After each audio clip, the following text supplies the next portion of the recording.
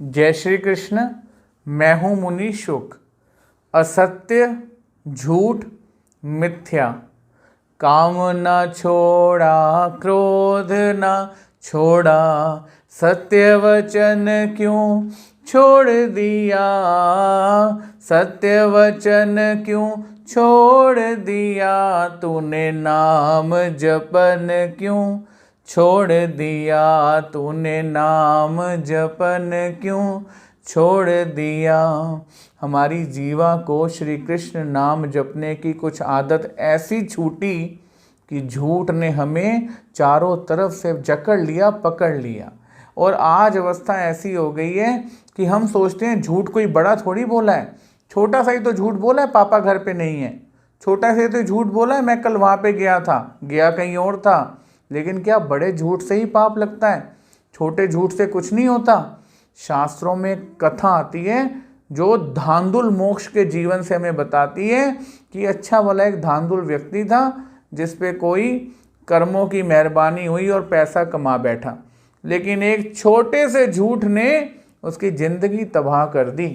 धांधुल के पास एक छोटा सा खेत हुआ करता था। छोटे से खेत में अपने परिवार के गुजारे जितना ही वो अन्न उगा पाता था। अब थोड़े दिन बाद इसने देखा कि रोज इसके खेत को कोई चर जाए, रोज इसकी फसल कोई चर जाए।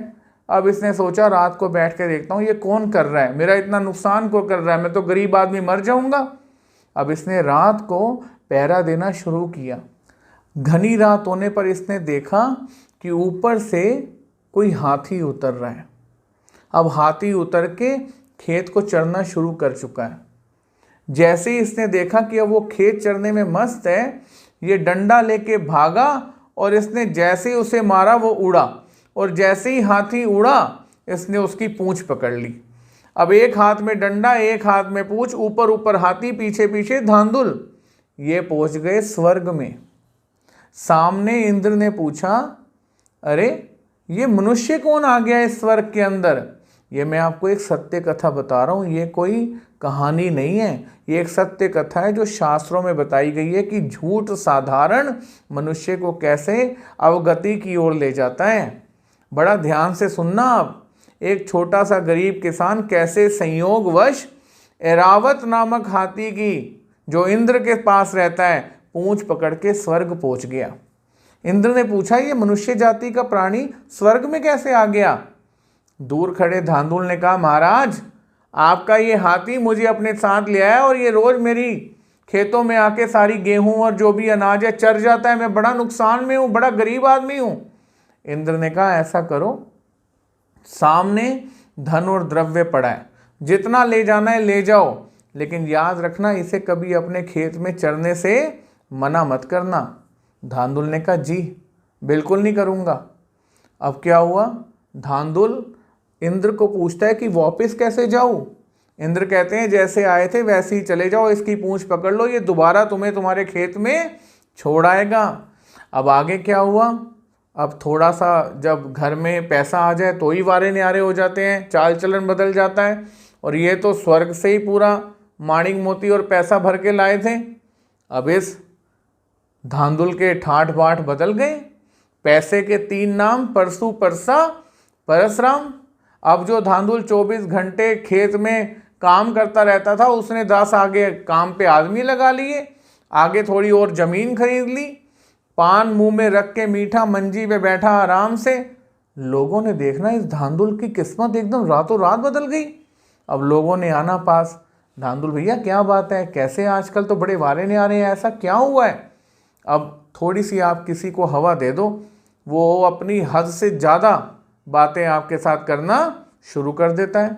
अब धांधुल भी इस हवा में आकर, मतलब इस प्रतिष्ठा को देखकर फूला नहीं समाया और कह ही बैठा कि भाई ऐसे ऐसे रात को एक हाथी आता है और वो मुझे अपने साथ पकड़ के ऊपर स्वर्ग ले जाता है, जहाँ से मैं ये सारी सामग्री लाया हूँ। सब लोगों ने कहा, अरे ओ धांधुल भाई, पता नहीं स्वर्ग कभी देखे ना देखे यार, तू तो अपना भाई बंधु है, तेरे से तो अपना पुराना रिश्ता है यार, क्या यार तेरी गरीबी में हम काम आए, हमें भी स्वर्ग घुमा ला। धांधुल ने कहा चलो कोई टेंशन नहीं है, आ जाना आज रात को, वो आएगा, तुम सबको स्वर्ग घुमा दूंगा। सारे लोग हंसते खेलते, बूढ़े जवान खुश होकर अपने घर चले गए कि भाई शाम को हमारी स्वर्ग की ट्रिप पक्की है, टिकट हमारी रिजर्व हो गई है। रात हुई, ये सब खेत के सामने इंतज़ार करने लगे। सब ने देखा थोड़ी देर बाद एक हाथी ऊपर से उतर रहा है जो खेत में आ गया। अब सबको धांधुल ने कहा कि मैं ऐरावत की पूंछ पकड़ूंगा और तुम सब एक एक करके एक दूसरे का हाथ पकड़ लेना जिससे सब ऊपर स्वर्ग जा सकें। सबने कहा ठीक है जी, बिल्कुल कोई प्रॉब्लम नहीं है। अब ये गए, धांधुल जी ने ऐरावत की पूंछ पकड़ी और ज्यों ही डंडा मारा हल्का सा, ऐरावत उड़ा। अब सब ने एक दूसरे के हाथ पकड़ लिए, 1 2 3 4 5 6 सारे के सारे लोग धीरे धीरे हवा में उड़ने लगे।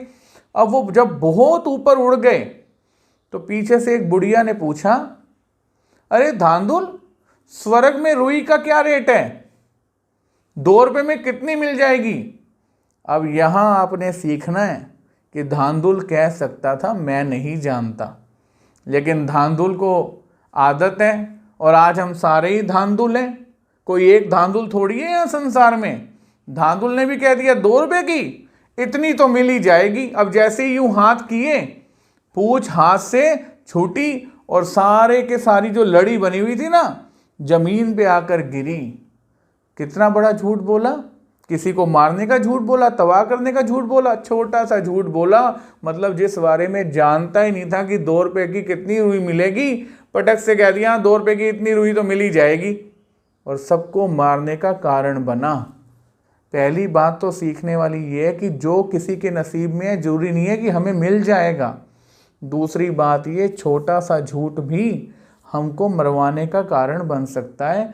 इसलिए सत्य बोलें जितना किसी को नुकसान ना देता हो।